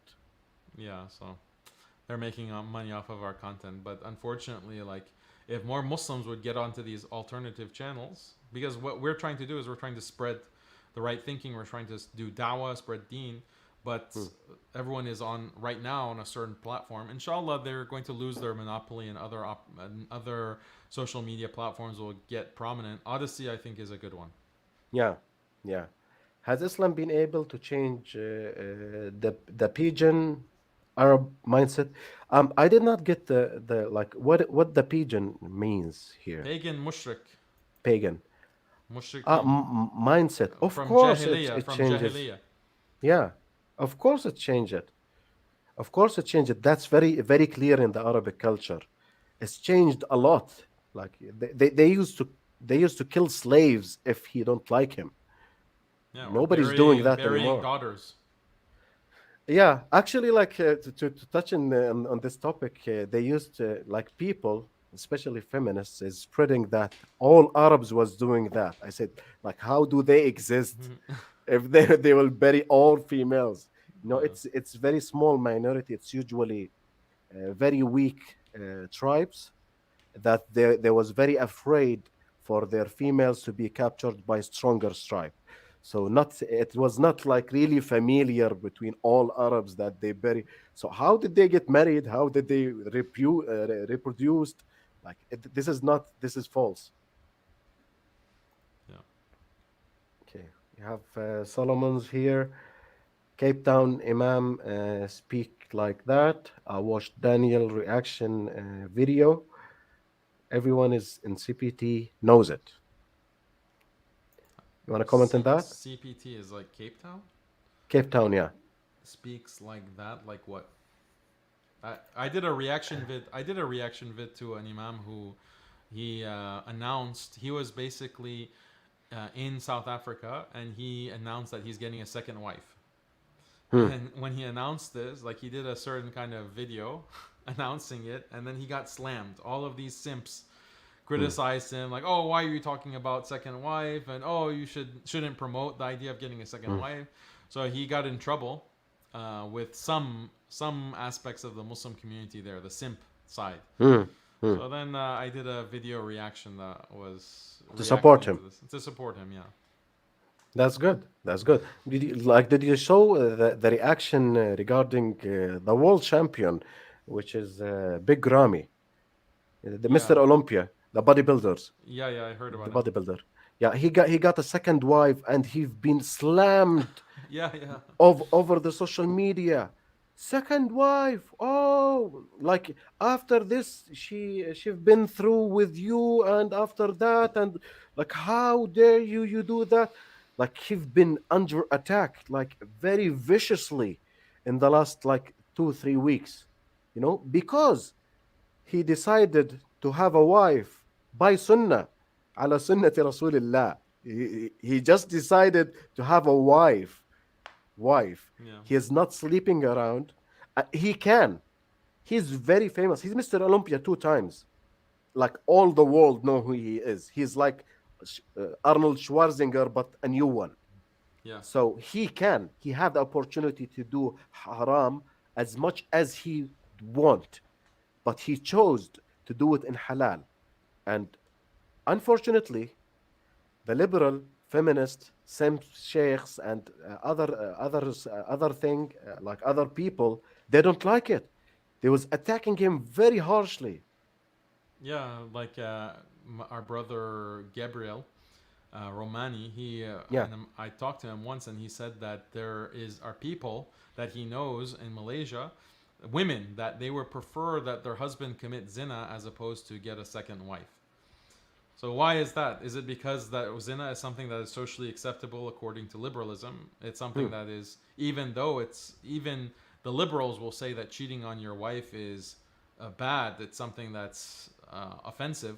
but they'll say that marrying a second wife is much more offensive. Marrying a Mm, second wife is the one of the biggest crimes that any man could commit, and mm. the biggest injustice a man can do to his wife. So unfortunately, Muslim women have internalized this standard, and they'll say, "Oh, zina is. I would prefer my husband do zina than marry a second wife." So that if we have a real Muslim ruling country, she prefer for him to be killed than to marry another woman. Is that like that? That is so toxic. That is really toxic. They wish him to die? Yeah. Really? No, I mean they're not thinking it in terms of hudud, but that's the implication of their Yeah, preference. that have to light something in your mind, like Mhm. you're wishing your husband to have a sin that like will be punished by death penalty if he was ruled by Islamic rule.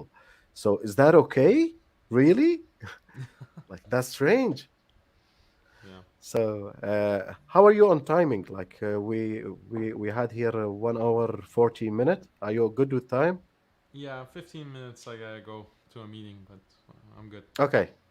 Okay, so let's get back to brothers who attack. Because I don't want to talk about like red pill a lot in the beginning of the show, but let's get back a little bit about the people. Because I do not. I saw some people that they backed up on the name as red pillar. I do not usually back up. Like my neuroticism. I don't know if you're familiar with the Big Five model. My Mm. neuroticism is 2%. So That's I high do or not low? 2%. It is supposed to be around 50 or 45% with the usual man. It's 2%. Neuroticism? So yeah. So I do not really care about what people think about me at all. Even like 1 million person stand in front of me. He said, We don't like you." So So I do not back up. We don't Mm. like this Western exported like name, which is red pill. So I'm not designed for you to like me. I do not care. I do not back up. So I own the brand Red Pill Arabic. It is my website, my channel on Telegram, my channel on Facebook. It was on Facebook, on YouTube, and Odyssey, on everything. I own really this brand. So getting back to one of the brothers was speaking about against like red pillars, against Muslim red pillars actually. So he was trying to make feminists proud of Islam or pleased by Islam, and he got that. I believe, like I mentioned him before, and I believe you saw the video, which is the inheritance. The inheritance. Mm. Well, like women take more than females take more than males in the case of there's two or more female in the children of a dead guy. So if the father dead, he said, and you have three women, three female, and three male. The three female will take 2/3 of the inheritance, and the three boys will take third of the inheritance. So in this case, he just flipped the rule for للذكر مثل حظ الأنثيين, and he Mm. got an evidence for it. I said, like, I was wondering how he gonna get an evidence for that. He said, وإن كن نساء فوق اثنتين فلهن ثلثا ما ترك. I said, what? What? Really? Because a lot of people, really hundreds of thousands of people, is following this guy. Because I don't want to mention his name. Hundreds of thousands of people, they follow this guy, and the vast majority of them they don't know Arabic, so they will assume that he's saying right, like that what he mentioned is right, and this is the evidence from Quran, and that's it. No, it is not. When I heard it, وَإِن kunna, you do not understand basic Arabic. Really, that's shame. Kunna, kunna, Nun and Nuswa. He's talk here. God is talking about a, a group of women. There's no males. When I say kunna, kunna. because كانوا, that group can be all men or men and women. ولكن كنا, he's talking about only female children, only female. So إن كنا نساء فوق اثنتين, which is there is no males in the equation, there's just females, so they will take two-thirds of what he left. The mom will take 1/8, and the rest will be for the uncles, like the dead guy brothers. And that's the story. That's the story of this ayah. Was one of the Sahaba wife, he got killed in Badr, in Ghazwat Badr, and she had two daughters. She had two daughters, and their uncle, he took all of the inheritance without giving them anything. So she came to complain to Sayyidina Muhammad sallallahu alaihi wasallam. So I said, She she said that this has happened. I'm the wife of like this Shaheed. He got killed in Badr, and their uncle took all of the inheritance. So Prophet Muhammad sent someone to call him. When he came, he said, and this ayah came. So when he came, he told him, give them two-third, and give the woman one on in eight, the mom, and take the rest of it. So there is no males in the equation. You're just let's say playing games. deviating. Yeah, you're playing game, and you're misrepresenting Quran to prove your point, like for the feminists to like our regulation. What do you think? Yeah, it's really silly. Like the I don't even understand like the inheritance. How can anyone have any shubha or doubt about Islam because of the difference in uh, inheritance? The distinction why males are getting more inheritance is because they have more financial obligation in Islam. Yeah, So, what is the doubt? What is the concern about this? How is this a challenge for your iman? And how is yeah, it a challenge? Even you can explain that. Even many feminists will accept this kind of explanation. You'll say that, well, it's unequal inheritance because it's unequal obligations. Khalas, mm, that's it. yeah, So even some many feminists would accept that. They'll say, okay, yeah, sahih. That's I guess that's fair. yeah. It's Even not. she's not obligated to pay for her food, even if she inherited, for example, 500,000, and he inherited 1 million. She have 500,000 in the bank, and she said, "I want to eat." His obligation to bring her food, Yeah, shelter, pay bills, everything. And even like diya, you know that hukum in diya, the yeah, woman does not pay diya. yeah. The Blood man, money. the blood money, the man's should pay. Even if they don't have money, they have to deal with it. Yep. Yeah. Yeah, even if she killed someone, if she was driving, for example, and killed someone, and we got that like by the tribal judgment, which is like two tribes will come, like the big sheikhs of the tribes will come with each other and decide that on an Islamic way. And okay, we will fix that with diya and blah blah blah. For example, it's 500,000. The woman who killed the man herself is not paying single dollar. She's just sleeping in the home, and men will fix it. Does Okay, I that make wasn't aware of sense? that. Yeah, she doesn't pay from her personal wealth. Like she No, has no obligation. no. For blood money, no. Okay, Yeah, but you're saying that she was the killer. yeah. Even though Okay. she's not obligated to pay. The man of the family will be obligated to kill, and that makes sense because he have حق الاحتباس. He have that right to tell her never ever step out of the street, like step out of Oh, the okay. street. Yeah, yeah, yeah, So it, yeah. it does make sense because So it's if you his responsibility. It's his yeah, liability. Yeah. yeah, the CPT makes jokes like this so that we remember the khutbah. He's talking about the Cape Town. Yeah. وعليكم Assalamu السلام alaikum. وعليكم السلام يوسف. Wa alaikum assalam wa rahmatullah. How are you doing, brother? Akhi Yeah, Yusuf, mashallah. Yusuf is a great example of like we call him in Arabic akhtabut, which is like the octopus. He just like bring brothers together. He just Mashallah. he was the first one that advised me to see your content, to have you as a guest. Like he's trying to like so hard to connect people like Mahdi Jani, Abu American, Coach Kareem, like other people. Just bring brothers together. Yeah, Thank you, Allah Yusuf. bless, Thank you very much. Allah bless brother Yusuf and preserve him. I mean, I mean, thank you. Jazakallah khair, ya Yusuf, for the $9 super sticker. Thank you very much. Okay, I guess we came to end here. Let's have last comment.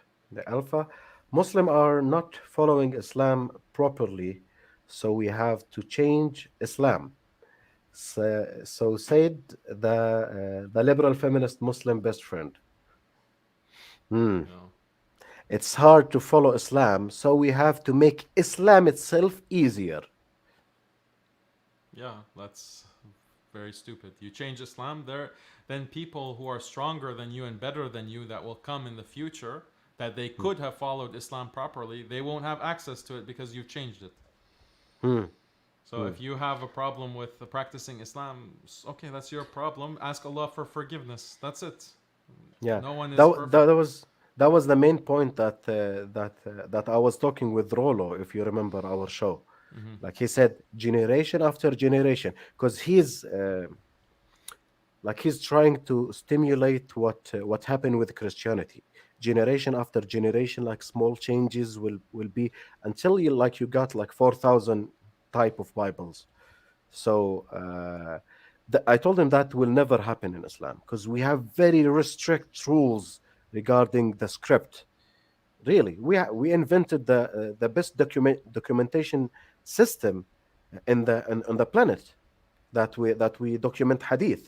You Hmm. know, علم الرجال, which is the like to check the hadith and the ruwa, the chain of tellers, to check them, every single one of them.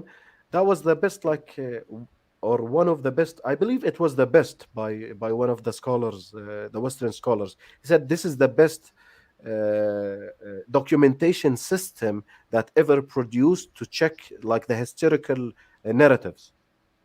So it is very difficult to change Islam because we have very solid script. You can't change a vowel or even a dot. You cannot really. Yeah. There's another comment that I saw about get before you want to get two wives, make sure that you're praying two rakat sunnah qabl al-fajr before you pray before fajr. So if you're not praying sunnah before fajr, then don't worry about praying or don't worry about getting two wives. So then a bunch of people commented against that person. I think his name is Adam. A Hmm. lot of people commented against Adam, and then Adam responded to them. So what is the status of this? If you're not praying sunnah, then don't worry about getting two wives. I think that this is it depends. It depends, and this ulama scholarly tradition has talked about this. If you if you are in a situation where if you don't have a second wife, you will commit zina. Like your desire is that much, and some men are like that. They have very high desires. Maybe like Big Rami, for example, you said. Like maybe Big Rami has a lot of shahwa and desire, and if he doesn't have a second or third or fourth wife, he will fall into zina. Then it is actually wajib for him. It's obligatory for him to get a second wife or a third wife as needed, and that will be more than the obligation for praying sunnah, because he is preventing something that is haram, that takes priority over doing something that is mustahab. That is, even if it's a very strong mustahab, like praying the sunnah before fajr. So for that person, then he wants to pray. He wants to get multiple wives before he prays sunnah. For example, maybe it actually affects his life. He has to go to work to make money to be able to afford a second wife or to afford the mahar for a second wife. So he doesn't have time, literally, he doesn't have time to pray sunnah before Fajr. You can imagine a scenario like that. There's another Hmm. scenario where someone, he doesn't really have the enough shahwa, enough desire for a second to justify getting a second wife. So okay, then is it then it maybe from wajib it becomes something that is mustahab, or maybe it's something that is just mubah, is just permissible, Permissible. Yeah. permissible for him. Then yeah, then for him it's more important for him to pray the sunnah of Fajr than to get a second wife. So these things have a lot of details and nuance to them. And it's, I think that this is just a slogan, like, oh, if you're not praying two rakat of sunnah qabla before fajr, then don't worry about getting two wives. This is just a slogan. Yeah. But You cannot pick and choose. You cannot like really pick and choose. Like there's no rule telling Muslim if you did not have 99% of Sunnah, you can't have the left 1% which is polygamy. There is no such rule. He can do the basics and have four wife. You can't tell him you can't do that. well, I gave a Mo- yeah, exactly. I gave a stronger example. I gave the example of someone. It's wajib for them to get a second wife. It's Yeah, wajib, and that is when we say the sunnah. We want to honor the sunnah of Rasulullah sallallahu alaihi wasallam. Avoiding zina is the sunnah of Rasulullah sallallahu alaihi wasallam. yeah, Getting the second wife is not only a sunnah in that sense; it's wajib because he is avoiding the haram. That's a very yeah. clear example. Especially for high value man, which is well connected, traveling all the time, and have a lot of women throwing themselves on this man. Yeah, So like the risk will be much higher for like certain caliber of man. Got yeah, me? yeah. So we came to end here, guys. Like we took around like 2 hour of our brother Daniel time. Like thank you very much, Daniel, for giving us like that time. Barakallahu fikum. I had a good time talking to you and learning, mashallah. Allah reward you, and everyone should support your work, inshallah. Jazakallah khair. Thank you very much, Barakallah Feek. Guys, you will find all needed links, even for the book at Amazon. It's a good read based on the reviews and people telling me about. It's a very great read in very adjustable like forms and sentences that's easy to be understood. Like it's a great read. The link is in the description. Daniel website and Facebook and channel, all links in the description. Go follow him, guys. May Allah ينفعنا بعلمه, will profit us of his knowledge and wisdom. Thank you for watching us until the end, guys. Hit the like button, the subscribe button if you didn't until now. I forgot to remind you guys. Thank you very much and have a nice evening. Inshallah. Okay. Assalamu alaikum Assalamu wa alaikum. rahmatullahi wa barakatuh. Wa alaikum assalam wa rahmatullahi